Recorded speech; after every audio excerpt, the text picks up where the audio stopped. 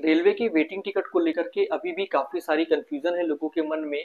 Offline ticket यानी कि PRS counter, जो रेलवे काउंटर से आप टिकट लेते हैं, उस टिकट से ट्रैवल कर सकते हैं या नहीं, और अगर ट्रैवल कर सकते हैं तो किस तरीके से। साथ ही साथ ई टिकट यानी कि ऑनलाइन टिकट जो आप स्वयं से बुक करते हैं, या फिर अगर आपने किसी एजेंट के माध्यम से वो टिकट लिया है तो उससे यात्रा कर सकते हैं या नहीं कर सकते हैं।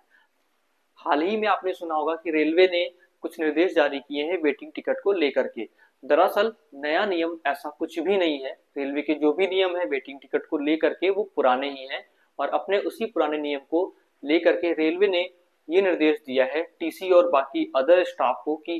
जिन लोगों के पास भी वेटिंग टिकट है यानी कि काउंटर से जो टिकट लेते हैं, उन्हें रिजर्व कोचेज में, अगर उनका टिकट कंफर्म नहीं होता है तो रिजर्व कोचेज में उन्हें ट्रेवल नहीं करने दिया जाए। तो ऑनलाइन टिकट और ऑफलाइन टिकट में क्या अंतर है और कौन ट्रेवल कर सकते हैं, इस वीडियो में जानते हैं। रेलवे टिकट आपको दो तरीके से मिलता है, एक ई टिकट जिसे आप स्वयं से बुक करते हैं या एजेंट के माध्यम से, और ऑफलाइन टिकट दूसरा जिसको आप पीआरएस काउंटर यानी कि रेलवे काउंटर से आप खरीदते हैं। तो सबसे पहले ई टिकट के बारे में जान लीजिए। ई टिकट यानी कि ऑनलाइन टिकट जो आपने खरीदा है, किसी भी एजेंट के माध्यम से ऑनलाइन बुक कराया है या आपने स्वयं से बुक किया है, वो अगर आपने वेटिंग की टिकट बुक करी है और जिस दिन भी आपकी यात्रा है उससे 2 घंटे पहले, आपके टाइम से 2 घंटे पहले जब चार्ट बनता है, ऐसे टाइम पे अगर आपका टिकट कंफर्म नहीं होता है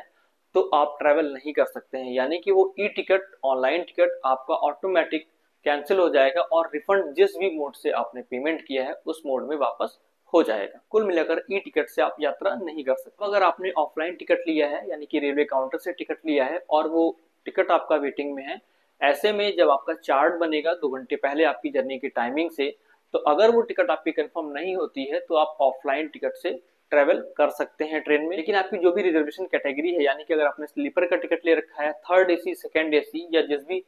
कोच का टिकट आपने ले रखा है, तो ऐसे में आप उन रिजर्व कोचेज में ट्रेवल नहीं कर सकते हैं क्योंकि आपके पास जो टिकट है वो कंफर्म टिकट नहीं है। ऐसी स्थिति में आपको जनरल कोच में जाकर के ही सफर करना पड़ेगा। तो ऐसे में ये एक तरीके से नुकसान भी होता है काफी बड़ा कि आपने अगर थर्ड एसी या सेकंड एसी का अमाउंट पे किया है, आपको जनरल कोच में जाकर के यात्रा करनी पड़ेगी। यही नियम था जो पहले भी रेलवे का था और नया नियम कोई भी रेलवे ने जारी नहीं किया था। इसी नियम को दोहराते हुए रेलवे ने बोला था, क्योंकि बहुत सारी कंप्लेंट्स आ रही थी जो जिनके पास में कंफर्म टिकट होता है ऑफलाइन या ऑनलाइन, तो ऐसे में जो वेटिंग टिकट्स के पैसेंजर्स होते हैं वो रिजर्व कोचेज में जाते हैं, तो जिनके पास कंफर्म टिकट होता है, जो यात्रा कर रहे होते हैं, उनको बहुत सारी प्रॉब्लम्स होती हैं। इसी की वजह से रेलवे ने दोबारा से अपने नियम को दोहराते हुए कड़ाई से पालन कराने के लिए टीसी और अदर स्टाफ को बोला है कि जिनके पास भी वेटिंग का टिकट है ऑफलाइन, उन्हें रिजर्व कोचेज में ट्रेवल ना करने दिया जाए। चीज हमेशा याद रखिएगा, ऑफलाइन टिकट जो होता है वो कभी भी ऑटोमेटिक कैंसिल नहीं होता है, सिर्फ और सिर्फ एक ही कंडीशन में होता है, रेलवे ने ट्रेन खुद ही कैंसिल कर दी हो। अब एक चीज का ध्यान आपको और रखना है, आपके दोनों ही टिकट यानी कि ई टिकट